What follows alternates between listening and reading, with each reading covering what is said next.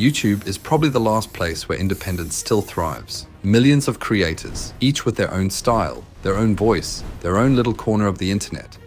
It feels authentic, like real people making real content for an audience that chose them. I mean, that's how it normally works, but not anymore. Because in the shadows of the platform, entire networks of investors are quietly buying up the very channels you spend your evenings watching. These aren't just small deals between creators and sponsors. We're talking about billion-dollar firms backed by the likes of Amazon, Disney, and Goldman Sachs. Now, some creators announce their acquisitions proudly. Many don't, because truth be told, they don't have to. And for a lot of people, the less you know, the better. Now, maybe that sounds harmless. Creators cash out, investors get content, and everyone wins. What could possibly go wrong? On the surface, YouTube still feels like the internet's last frontier of independence. Anyone with a camera, a half-decent microphone, and a story to tell can upload a video and reach millions. It's the place where ordinary people go viral, where classrooms and living rooms turn into studios, and where personalities become the backbone of online culture. Popular channels are being sold, not to other creators or small production teams, but to investment firms, private equity groups, and in some cases, corporations with more money than entire countries. The process is surprisingly simple. A creator builds a channel, grows an audience over years of consistent uploads, and finally gets to a point where it generates steady revenue. At that moment, the channel stops being just a creative project. It becomes a business. And for investors looking to expand into digital media, that business is a valuable asset. Deals are made behind the scenes. Sometimes the investor buys the channel outright. Sometimes they take a majority stake. Sometimes it's just a partnership that gives them influence over direction and branding. From the outside, you wouldn't know the difference. The videos keep coming, the thumbnails keep looking familiar, and the logo doesn't change, even if the ownership has. Unlike buying a company listed on the stock market, there's no disclosure law that says YouTubers need to announce they've sold their channel. Some creators make it public. Others are bound by non-disclosure agreements that prevent them from saying anything at all. That's why the list of channels we do know about. Educational staples like Veritasium, Fern, and Simple History. Entertainment channels like Donut Media, Dude Perfect, or even huge family and kids brands like Cocomelon is probably just the tip of the iceberg. For every acquisition that gets announced, there could be dozens more that slip under the radar, where the audience has no idea that the person they're watching no longer owns the show. For creators, selling isn't always a sinister decision. It often makes perfect sense. Running a YouTube channel isn't as simple as filming a video and hitting upload. There are costs, equipment, editing, research, travel, and there's always the looming threat of demonetization, algorithm changes, or burnout. Many mid-sized creators scrape by on modest salaries, unsure if the platform will still favor them.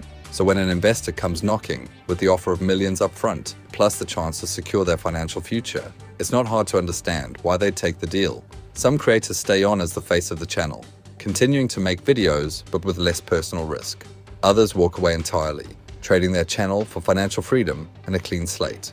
The trouble is, once a channel becomes an asset, its role changes. It's no longer just about creativity or community, it's about predictable growth, quarterly reports, and meeting investor expectations. That doesn't always mean the content suddenly turns bad, but it does mean that the decisions behind what you watch aren't necessarily being made by the people you think. Not long ago, BuzzFeed, Vice, Vox, Mashable were considered the future of media. They were supposed to replace television, print, and radio with flashy online-first brands that could command the attention of an entire generation. At their peak, these companies raised billions from venture capital, opened sleek offices in major cities, and hired armies of staff. But as quickly as they rose, they collapsed.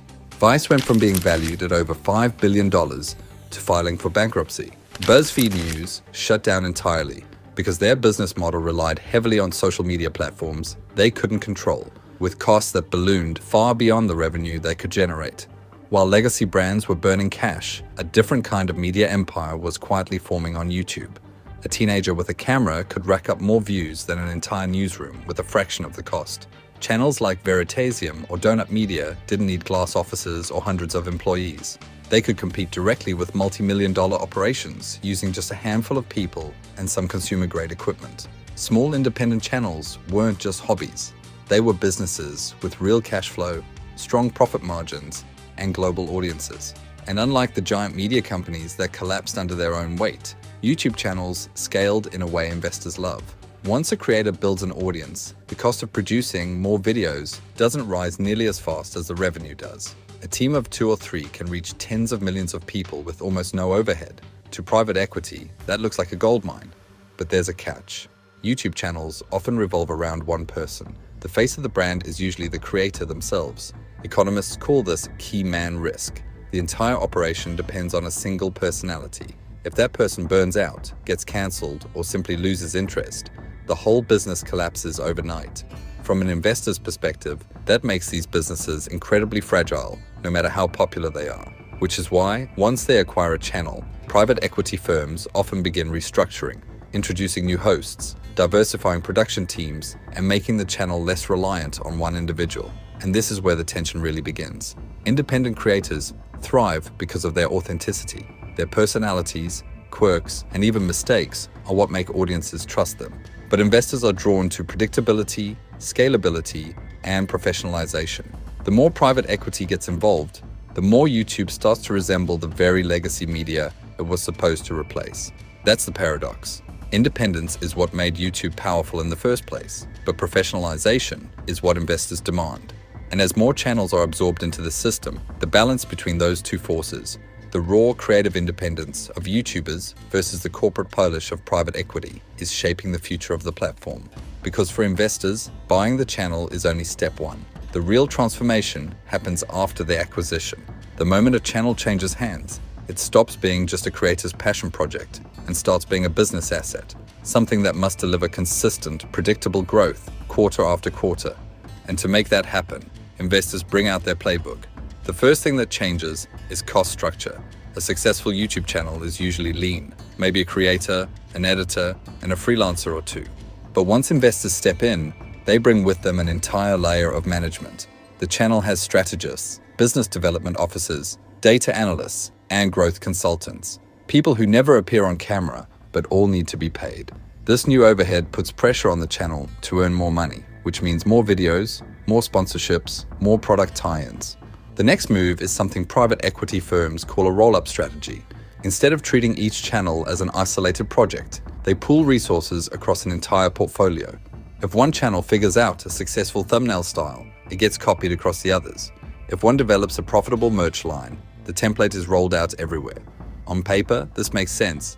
It cuts costs, speeds up growth, and creates a kind of network effect between brands. But creatively, it has a side effect. Channels begin to look and feel the same. The quirks that made them unique are gradually replaced by standardized formulas designed to maximize retention and add revenue. And then comes the pressure to play it safe. YouTube is already a platform that rewards consistency and punishes risk. But under investor ownership, that effect multiplies. Every video becomes a calculation. Will this topic be advertiser friendly? Is it guaranteed to perform? Could it spark controversy? Instead of experiments or bold creative swings, you get safe bets. Algorithm-friendly topics, highly optimized thumbnails, scripts cut down to maximize watch time. It's content engineered for growth, not for originality. A creator who once spoke candidly to their audience now feels more polished, more scripted. Humor that was once edgy or niche gets softened. Loyal viewers might sense something feels off, but they can't always put their finger on why. And the truth is, this transformation isn't accidental. It's exactly what private equity is designed to do. Strip away unpredictability, extract as much value as possible, and leave behind a business that looks more stable to investors, even if it feels less authentic to audiences. But that brings us to the bigger question. What does this mean for the future of YouTube itself? The most obvious outcome is homogenization. If investors are optimizing every decision for growth and predictability, then every video starts following the same formula. Titles and thumbnails become indistinguishable from one another. Content narrows into safe, repeatable topics that guarantee retention. Instead of the wild, unpredictable energy that once defined YouTube, you get something that feels more like broadcast television. For years, viewers built parasocial relationships with the people behind the camera.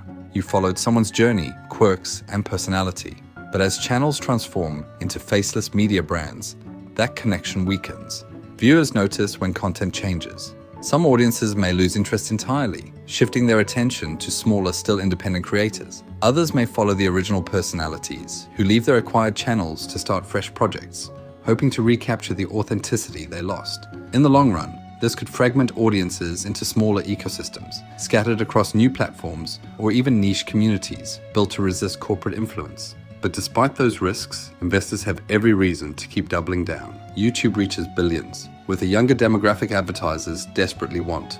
The forces pushing YouTube toward commercialization are strong, and the billions of dollars behind them aren't going away.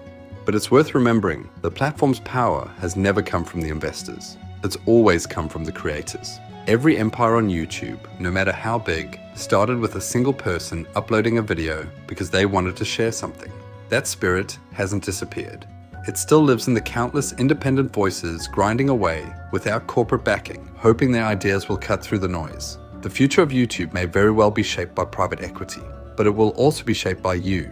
If independence still matters, then there's still space for creators who refuse to play by the script. And maybe that's the real question this trend forces us to ask. When you click play on your next video, are you watching a person or a product? I'll leave that up to you.